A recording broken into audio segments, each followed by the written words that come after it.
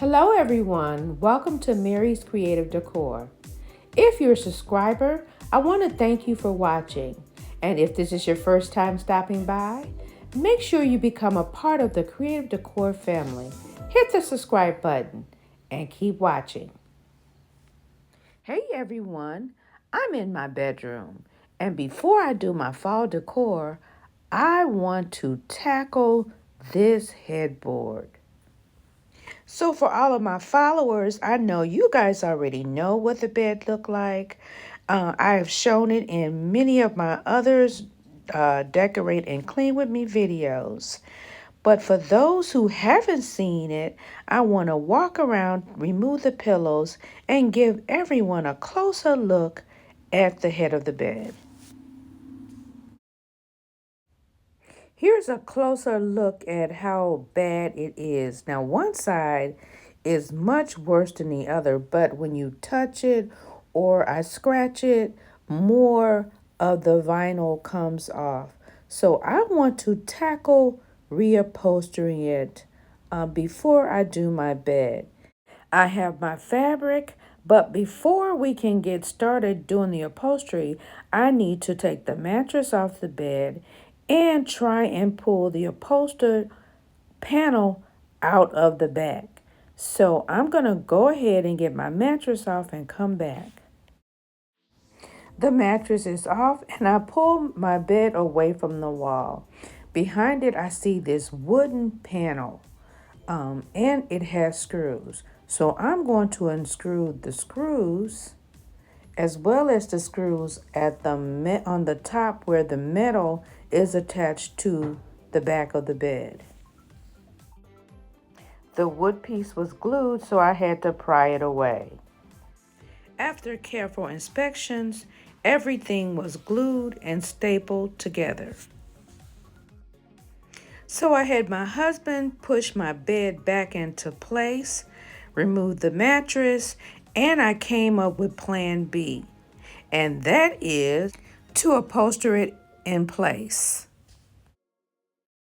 Here's a little bit more information about my fabric. I got it from affordablehomefabrics.com. Now it came with this little sticker on it which said this was the back side. So I want to open it up to show you what the inside looks like. Now, the camera might be picking it up as a sage color, but it is a taupe and cream. So I have some push pins and I just want to get this fabric opened up. I want to figure out which end I want to start with. It is 60 inches wide. So one of the edges is more frayed and the other one is less frayed. So I'm going to use the less frayed edge. But before I get started, let me just take a damp cloth and make sure that all the dust is off the top of the bed.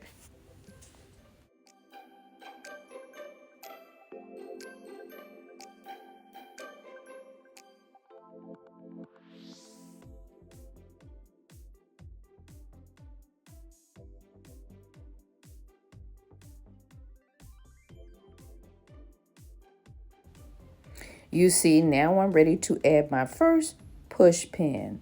I've decided my pattern. I made sure that it's straight before adding that first push pin. I add a few push pins and stretch it out again to the side to make sure that my design is straight.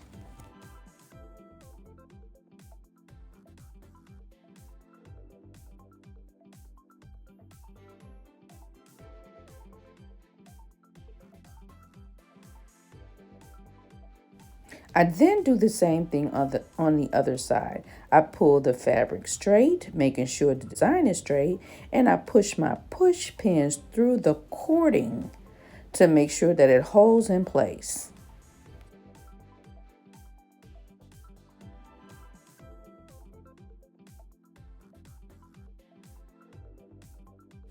When I have all my push pins around the top edge and the sides, I use my scissors to cut back the excess fabric on the top as well as the bottom of my bed.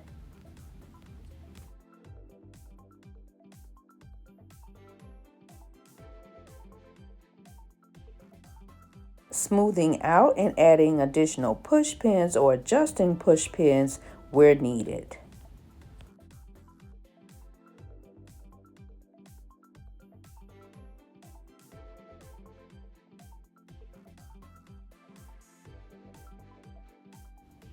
The top of my bed has been pinned and in place. Now that the fabric is cut on the bottom, I'm going to smooth everything out with my hands and pin the bottom of the bed.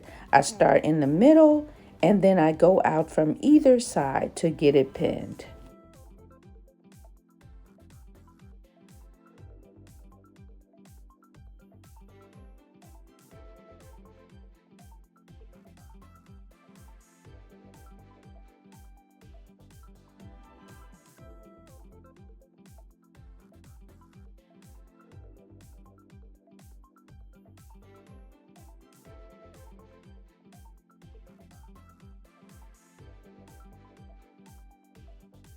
I go back, smooth everything out with my hands, and make any adjustments on the push pins.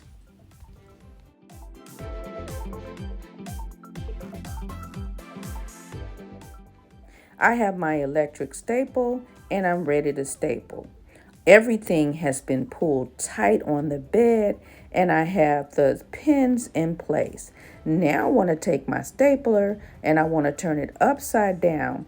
I'm pulling the cording forward and down so that I can staple directly to the wood.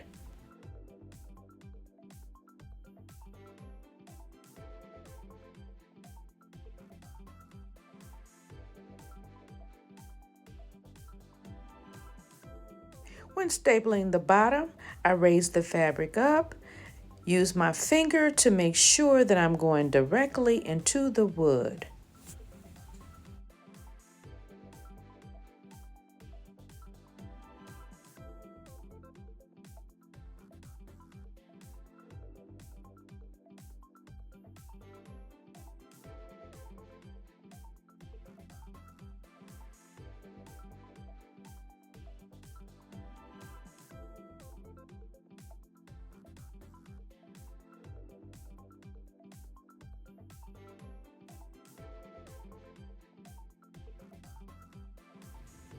Last thing, I want to take my scissors and I want to trim back again the last of my excess fabric and I want to trim it as close as I can get it to my staples. I might have to use a razor or a straight edge blade later on to make sure that everything is close to the staples.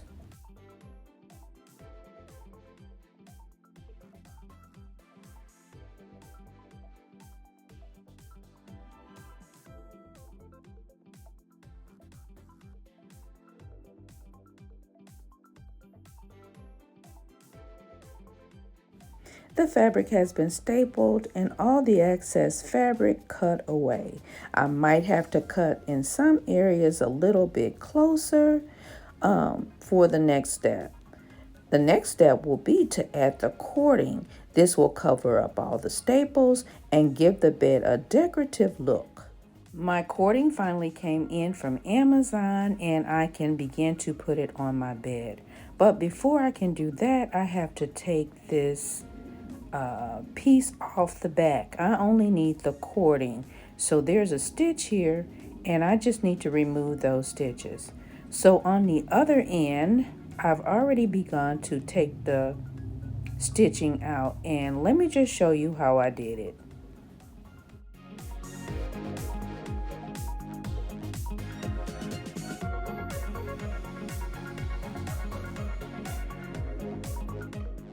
So I'm just going to continue to separate the cord from the backing and this is what it's looking like. I'll finish up and we'll come back and add it to the headboard. I took my razor here and I trimmed as much of the fabric as I could away from the bed. There's a few other spaces that you'll see me still trimming away the fabric before adding the rope. After I cut that little excess fabric away with the razor, I want to take my cording and my hot glue gun. I want to add a little glue on the tip of my yarn, and I want to start in the middle at the bottom because I don't want any seams to show. I add the little glue to push the seams together and then begin gluing it to the bottom of the bed going around. Also, even though you couldn't see, I did add the glue to the yarn to start, and then I started to apply it directly to the contour of the bed.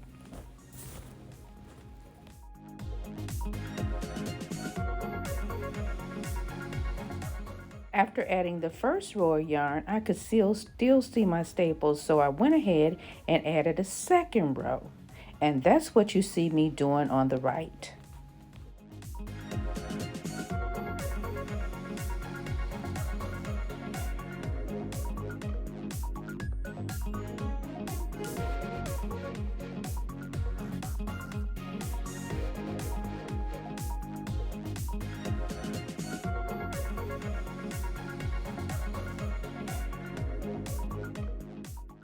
And here's how I finished up that second row. I cut my yarn on an angle, added a little glue to the end, and glued it down.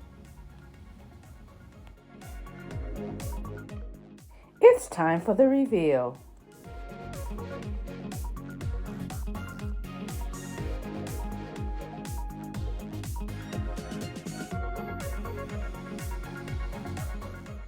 I think my bed turned out absolutely fabulous. And here at the top, you can see where I have the 2 rows of cording to cover up the staples. So if you want to see what the bed looks like when it's all dressed up, you gotta come back next week. I'll be decorating my bedroom for fall. The pattern is a little busier than what I thought it would be on the bed, but that's okay. I'm gonna decorate my bedroom in a neutral palette. So make sure you come back next week and see how beautiful it turns out. If you're out there watching and you're not a subscriber, now is the time to hit the subscribe button. And don't forget the notification bell so you'll know when I upload new videos. It's time to say thank you all for watching. Have a wonderful, wonderful day. God bless. And I'll see you in my next video.